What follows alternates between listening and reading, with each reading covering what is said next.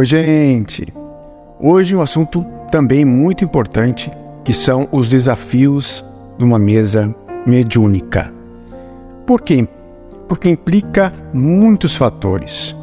Implica o desenvolvimento do médium, o trabalho moral, intelectual que ele precisa fazer para se melhorar, para buscar aprender cada vez mais, para se espiritualizar, né? Implica também na parte do dirigente, buscar conhecimento, intelectualidade, moral, e também se livrar de toda arrogância, de toda aquele sentimento de superioridade.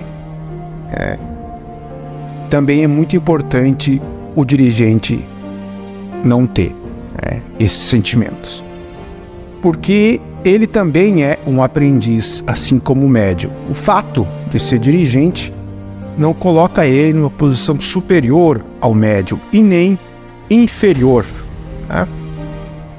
O médium precisa cuidar, além disso que eu falei, do desenvolvimento intelectual moral, precisa cuidar também da parte que implica a não sentir inveja, nenhuma inveja. Esses sentimentos não podem ter dentro de um médium trabalhador numa mesa mediúnica. Nem um pingo de inveja, né?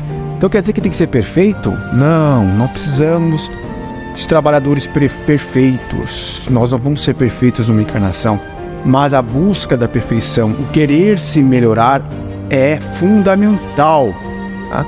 Então quando o médium sente inveja, mesmo que inconscientemente, de outro, isto é uma brecha para as trevas, como se fosse uma invasão, né? Um vazamento de uma parede em casa. É a mesma coisa numa mesa mediúnica, numa casa espírita. Quando começa um pequeno vazamento, depois aquilo vira um grande vazamento, daqui a pouco tem que abrir a parede toda, né? Porque não dá conta do vazamento, né?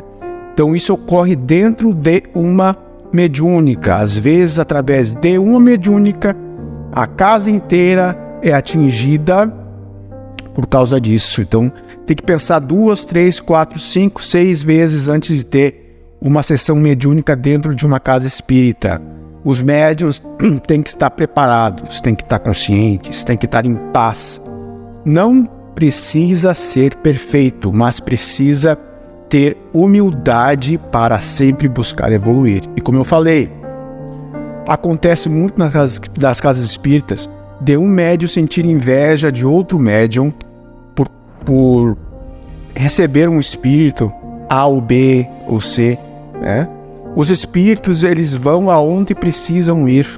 Não existe o preferido da espiritualidade. O Antônio recebe tal espírito, o fulano recebe tal espírito. Não existe preferência e não existe titularidade para os espíritos. Os espíritos não têm dono.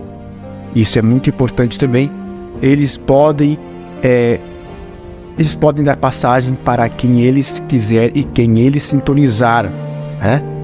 Quem eles sentir a vontade e a sintonia com o médium. Isso é muito importante também, a gente saber disso. A gente que é trabalhador, a gente que é estudante, de saber essas informações, tá? E uma coisa muito importante, repetindo mais uma vez: retire qualquer tipo de sentimento de disputa dentro de uma casa espírita e dentro de uma sessão mediúnica.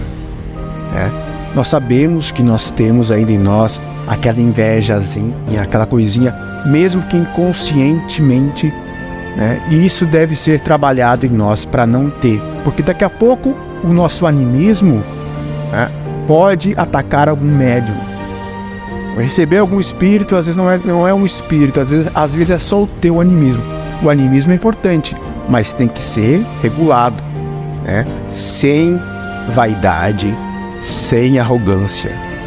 Isso é muito importante, é uma coisa delicada que a gente tem que trabalhar. Então, para não se estender muito, esse é o recado de hoje. Muita paz. Tchau.